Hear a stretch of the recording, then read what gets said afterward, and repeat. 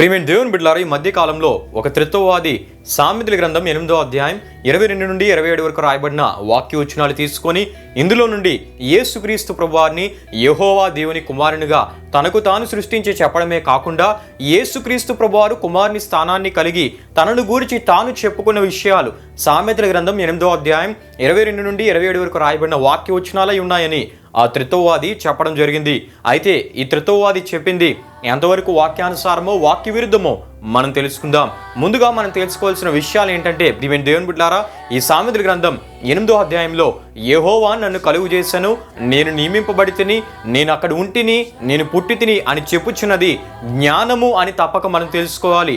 ఈ విషయాలు సామెతల గ్రంథం 8వ అధ్యాయం 1వ వచనం, 4వ వచనం, 5వ వచనం, 12, 14 వచనాల ద్వారా మనకు తెలియజేయబడుతుంది. గనుక జ్ఞానము చెప్పిన విషయాల్ని యేసు ప్రభువారు చెప్పారని చెప్పడం ఎంతవరకు వాక్యానుసారమో త్రిత్వవాదులు ఒకసారి ఆలోచించాలి.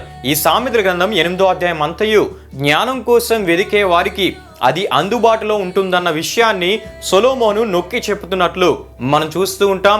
అంతేకాకుండా జ్ఞానం సంపాదించుకుంటే ఎన్నో ఘనకార్యాలు చేయగల సమర్థులవుతారని తెలియపరచటను కూడా మనం చూస్తూ ఉంటాం. అంతేకాకుండా ప్రియమైన దేవుని బిడ్డలారా, త్రిత్వవాదులు గ్రహించవలసిన అద్భుత సత్యం ఏమై ఉన్నదంటే, దేవుని లక్షణాల్లో ఒక లక్షణమైన జ్ఞానముని గురించి సొలొమోను కావ్య రూపంలో రాసి తెలియపరచటను మనం చూస్తూ ఉంటాం. ఈ విషయం సామెతల గ్రంథం 8వ అధ్యాయం 11వ వచనం ద్వారా మనకు తెలియజేయబడుతుంది. ఎందుకంటే ప్రియమైన దేవుని బిడ్డలారా, దేవుని లక్షణాల్లో ఒక లక్షణమైన జ్ఞానమును కూడా ఆది అంతము లేదని మనం తప్పక తెలుసుకోవాలి. గనుక జ్ఞానం యొక్క లాభాలను గురించి రాయబడి ఉన్న ఈ అధ్యాయాన్ని యేసుక్రీస్తు ప్రభువారికి ఆపాదించక, యేసుక్రీస్తు ప్రభువారు నిత్యుడగు కుమారుడు కాడు, యేసుక్రీస్తు ప్రభువారే నిత్యుడగు తండ్రి అని యెషయా గ్రంథం 9వ అధ్యాయం 6వ వచనం ప్రకారం మనము గ్రహించి, దేవుడు ఒక్కడే, ఆయనే యెహోవా, యేసుక్రీస్తు పరిశుద్ధాత్మను ఏకైక దేవుడని విశ్వసించుదుముగాక. ఆమేన్.